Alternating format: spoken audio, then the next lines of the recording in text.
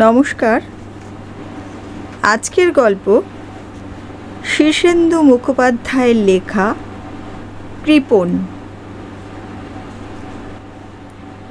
কদম্ববাবু মানুষটা যতটা না গরিব তার চেয়েও ঢের বেশি কৃপণ। তিনি চণ্ডীপাঠ করেন কি না কে জানে, তবে জুতো সেলাই যে করেন তা সবাই জানে। আর করেন মুচির পয়সা বাঁচাতে। তবে আরও একটা কারণ আছে।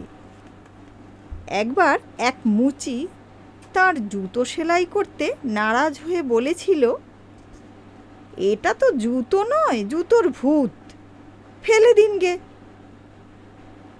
বাস্তবিকই জুতো জোড়া এত ছেঁড়া আর তাপ্পি মারা যে সেলাই করার আর জায়গাও ছিল না। কিন্তু কদম্ববাবু দমলেন না। একটা গুণছুঁচ আর সুতো জোগাড় করে নিজেই লেগে গেলেন সেলাই করতে। জুতো সেলাই থেকেই তার ঝোঁক গেল অন্যান্য দিকে। জুতো যদি পারা যায় তাহলে ছাতাই বা পারা যাবে না কেন? সুতরাং ছেঁড়া ভাঙা ছাতাটাও নিজেই সারাতে বসে গেলেন। এরপর ইলেকট্রিক মিস্ত্রির কাজ, ছুতোরের কাজ, ছুরি কাঁচি ধার দেওয়া, শিল কাটানো, ফুটো কলসি ঝালাই করা, ছোটোখাটো দর্জির কাজ সবই নিজে করতে লাগলেন। এর ফলে যে উনি বাড়ির লোকের কাছে খুব বাহবা পান তা মোটেই নয়, বরং তার বউ আর ছেলেমেয়েরা তার এই কৃপণতায় খুবই লজ্জায় লজ্জায় থাকে। বাইরের লোকের কাছে তাদের মুখ দেখানো ভার হয়। কিন্তু কদম্ববাবু নির্বিকার। পয়সা বাঁচানোর যত রকম পন্থা আছে সবই তার মাথায় খেলে যায়। তার বাড়িতে ঝি চাকর নেই, জমাদার আসে না, নর্দমা পরিষ্কার থেকে বাসন মাজা সবই কদম্ববাবু, তার বউ আর ছেলেমেয়েরা করে নেয়। ছোট ছেলে বায়না ধরল ঘুড়ি লাটাই কিনে দিতে হবে। কদম্ববাবু একটুও না ঘাবড়ে বসে গেলেন ঘুড়ি বানাতে। পুরনো খবরের কাগজ দিয়ে ঘুড়ি আর কৌটো ছেঁদা করে তার মধ্যে একটা ডান্ডা গলিয়ে লাটাই হলো। ঘুড়িটা উড়ল না বটে, কিন্তু কদম্ববাবুর পয়সা বেঁচে গেল। এহেন কদম্ববাবু একদিন অফিস থেকে বাড়ি ফিরছেন। 4 মাইল রাস্তা তিনি হেঁটেই যাতায়াত করেন। হাঁটতে হাঁটতে হঠাৎ মাঝ রাস্তায় ঝেঁপে বৃষ্টি এলো। সস্তা ফুটো ছাতায় জল আটকালো না। কদম্ববাবু ভিজে ভূত হয়ে যাচ্ছিলেন। তাড়াতাড়ি একটা পুরনো বাড়ির রকে উঠে ঝুল বারান্দার তলায় দাঁড়িয়ে বৃষ্টির ঝাঁট থেকে আত্মরক্ষা করার চেষ্টা করতে লাগলেন। হঠাৎ পিছনে প্রকাণ্ড দরজাটা খুলে গেল। একজন বুড়ো মতো লোক মুখ বাড়িয়ে একগাল হেসে বলল, এই যে শ্যামবাবু, এসে গেছেন তাহলে। আসুন আসুন, ভেতরে আসুন। কদম্ববাবু তটস্থ হয়ে বললেন, আমি তো শ্যামবাবু নই। না হলেই বা শুনছে কে? কর্তাবাবু দাবার ছক সাজিয়ে বসে আছেন যে, দেরি হলে কুরুক্ষেত্র করবেন।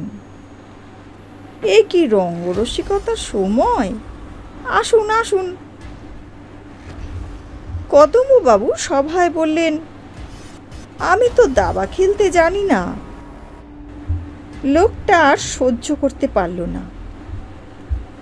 কদমবাবুর হাতটা ধরে দরজার মধ্যে টেনে নিয়ে বলল, আচ্ছা লোক যা হোক, আপনি রসিক লোক তা আমরা সবাই জানি, তা বলে সব সময় কি রসিকতা করতে হয়? ভিতরে ঢুকে কদম্ববাবুর চোখ ছানা বড়া হয়ে গিয়েছিল।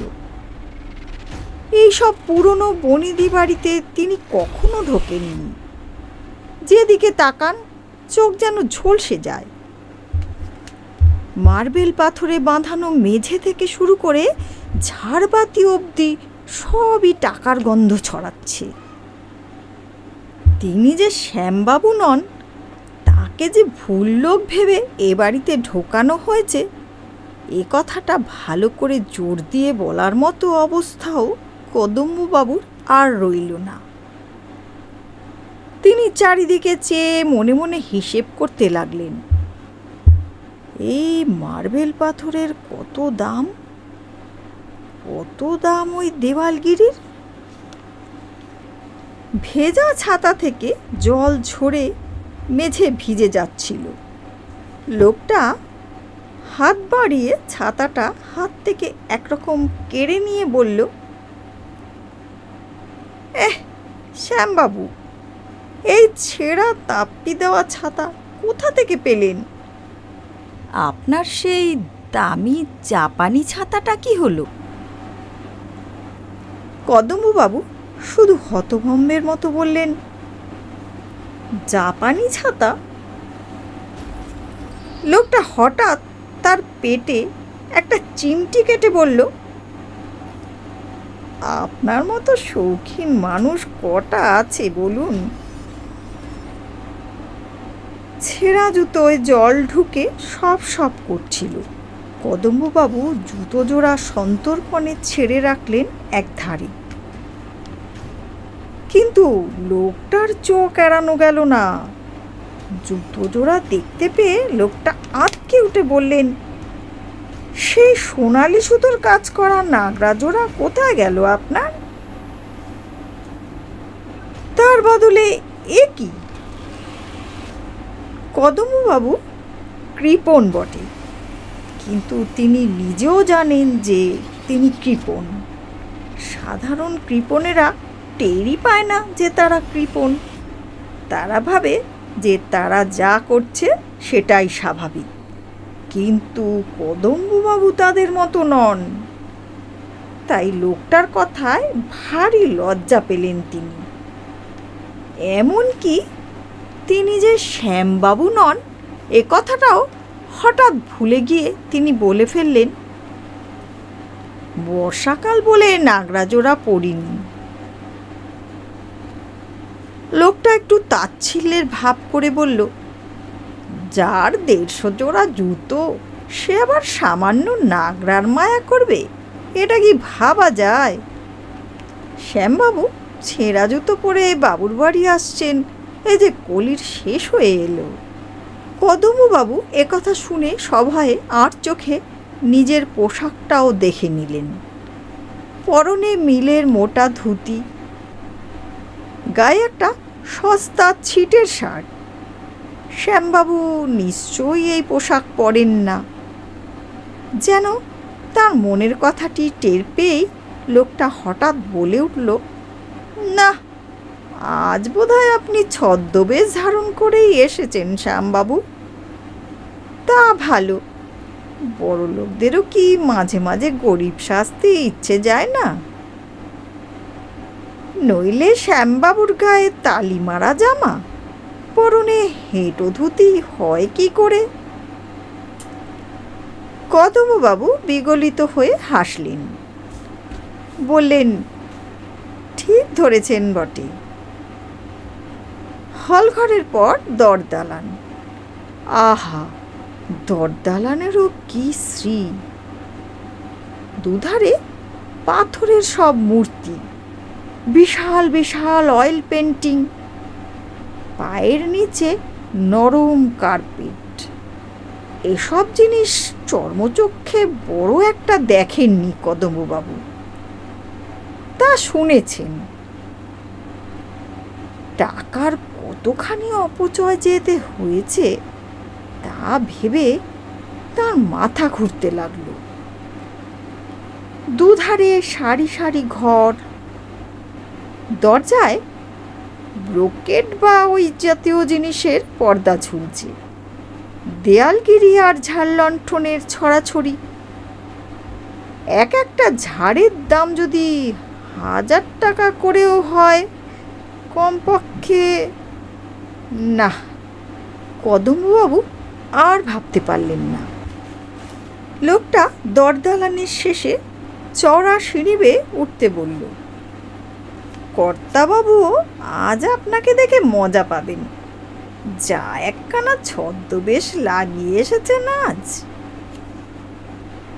কদম্ববাবু হ্যাঁ হ্যাঁ হ্যাঁ করে অপ্রতিভ হাসলেন।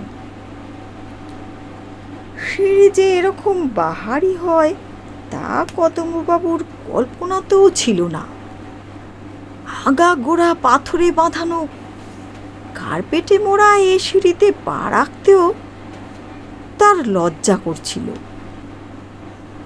দোতলায় উঠে কদম্ববাবু একেবারে বিমূঢ় হয়ে গেলেন। রাজদরবারের মতো বিশাল ঘর, রূপোয় একেবারে রূপোর হাট খুলে বসে আছে। যেদিকে তাকান সেদিকেই রূপো, রূপোর ফুলদানি, রূপোর ফুলের টব, রূপোর টেবিল, রূপোর চেয়ার, দেওয়ালে রূপোর বাঁধানো বড় বড় ফটো। কদম্ববাবু চোখ পিট পিট করতে লাগলেন। লোকটা একটু ফিচকে হেসে বলল, হলো কি শ্যামবাবুর? হ্যাঁ, এবারে কি আপনার অচেনা? রূপমহলে দাঁড়িয়ে থাকলে কি চলবে? কর্তাবাবু যে সোনা মহল্লায় আপনার জন্য বসে থেকে থেকে হেদিয়ে পড়লেন। আসুন তাড়াতাড়ি। সোনা মহল্লা? কদম্ববাবুর বেশ ঘাম হতে লাগলো শুনে। রূপমহলেই যে লাখো লাখো টাকা ছড়িয়ে আছে চারধারে। কিংখাবের একটা পর্দা সরিয়ে লোকটা বলল, যান ঢুকে পড়ুন। কদম্ববাবু কাঁপতে কাঁপতে সোনা মহল্লায় ঢুকলেন। কিন্তু ঢুকেই যে কেন মূর্ছা গেলেন না, সেটাই অবাক হয়ে ভাবতে লাগলেন তিনি। সোনা মহল্লার সব কিছুই সোনার, এমনকি পায়ের তলার কার্পেটটাও অবধি সোনার সুতোর কাজ। সোনার পায়াওয়ালা টেবিল, সোনার পাতে মোড়া চেয়ার, সোনার ফুলদানি, সোনার ঝাড় লণ্ঠন।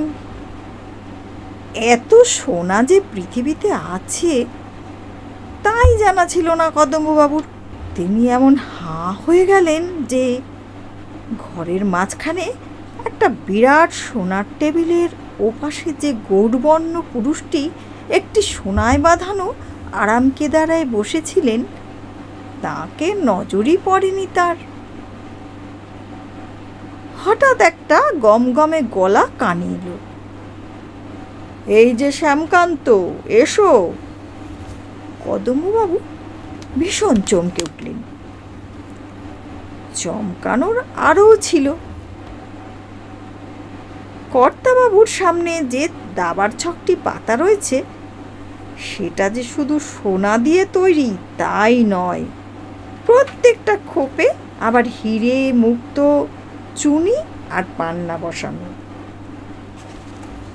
একধারে সোনার ঘুঁটি, অন্য ধারে রূপোর। প্রত্যেকটি ঘুঁটির মাথায় আবার এক কুচি করে হিরে বসানো। বসো বসো হে শ্যামকান্ত, আর সময় নষ্ট করা ঠিক হবে না। মনে আছে তো আজ আমাদের বাজি রেখে খেলা? এই হলো আমার বাজি। এই বলে কর্তাবাবু একটা নীল ভেলভেটে মোড়া বাক্সর ঢাকনা খুলে টেবিলের এক পাশে রাখলেন। কদম্ববাবু দেখলেন বাক্সের মধ্যে মস্ত একটা মুক্তো। মুক্তো যে এত বড় হয় তা জানা ছিল না তার। তুমি কি বাজি রাখবে শ্যামবাবু?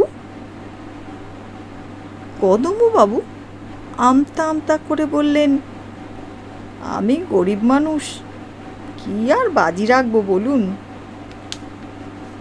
কর্তাবাবু ঘর কাঁপিয়ে হা হা অট্টহাসি হেসে বললেন, গরিবই বটে, বছরে যার 20 লাখ টাকা আয় সে আবার কেমন গরিব? আগে আপনার তুলনায় আমি আর কি বলুন।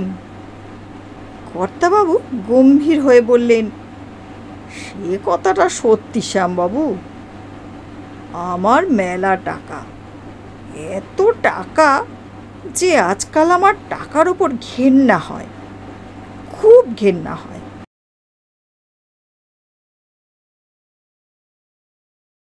টাকার ওপর ঘেন্না? কদম্ববাবুর মুখটা হাঁ হাঁ করে উঠল। কর্তাবাবু গম্ভীর গলায় বললেন, আজ সকালে মনটা খুব খারাপ ছিল, কিছুতেই মন ভালো হচ্ছিল না। কি করলুম জানো? 10 লক্ষ টাকার নোট আগুন জেলে পুড়িয়ে দিলুম। শুধু কি তাই, ছাদে উঠে মোহর ছুঁড়ে ছুঁড়ে কাক তাড়ালুম, তাতে একটু মনটা ভালো হলো। তারপর জুড়ি গাড়ি করে হাওয়া খেতে বেরিয়ে 1000টা হিরে আর মুক্তো রাস্তায় ছড়িয়ে দিয়ে এলুম। কদম্ববাবু দাঁতে দাঁত চেপে কোনো রকমে নিজেকে সামাল দিলেন। লোকটা বলে কি? কর্তাবাবু নিজেই বললেন,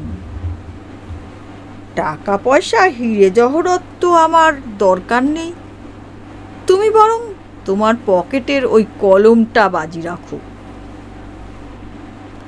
কলম? কদম্ববাবু শিউরে উঠলেন। মাত্র 8 আনায় ফুটপাত থেকে কেনা। তবু কদম্ববাবু উপায়ান্তর না পেয়ে কলমটাই রাখলেন মুক্তোর উল্টো দিকে। কিন্তু চাল দাবার যে কিছুই জানেন না কদম্ববাবু।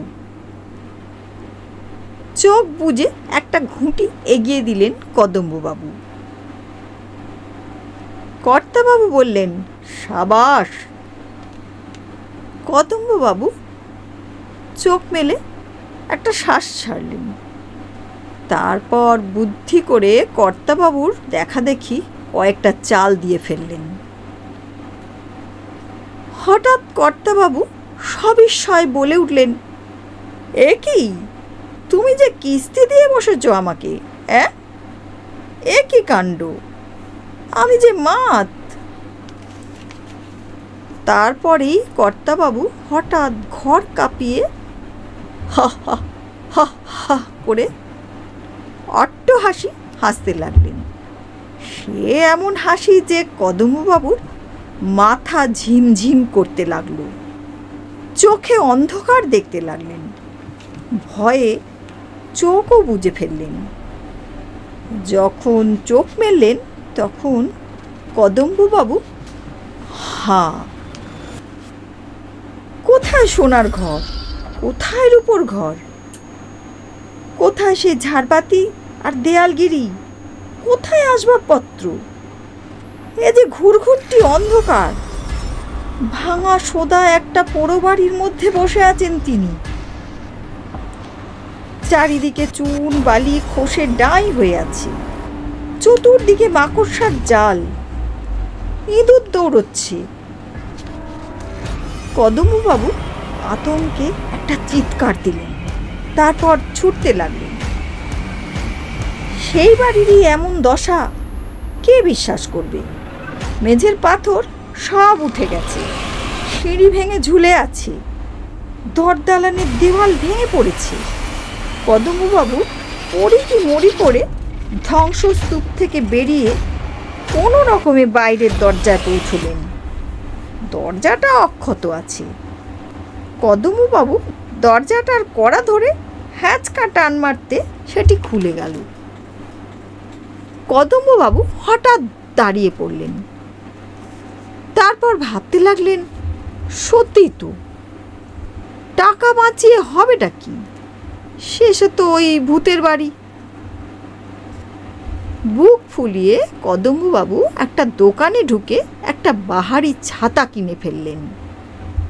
জুতোর দোকানে ঢুকে কিনলেন নতুন একজোড়া জুতো। তারপর আবার ভাবতে লাগলেন, শুধু নিজের জন্য কেনাকাটা করাটা ভালো দেখাচ্ছে না। তিনি আবার দোকানে ঢুকে গিন্নির জন্য শাড়ি ও ছেলে মেয়েদের জন্য জামা কাপড়ও কিনে ফেললেন। মনটা বেশ ভালো হয়ে গেল তার।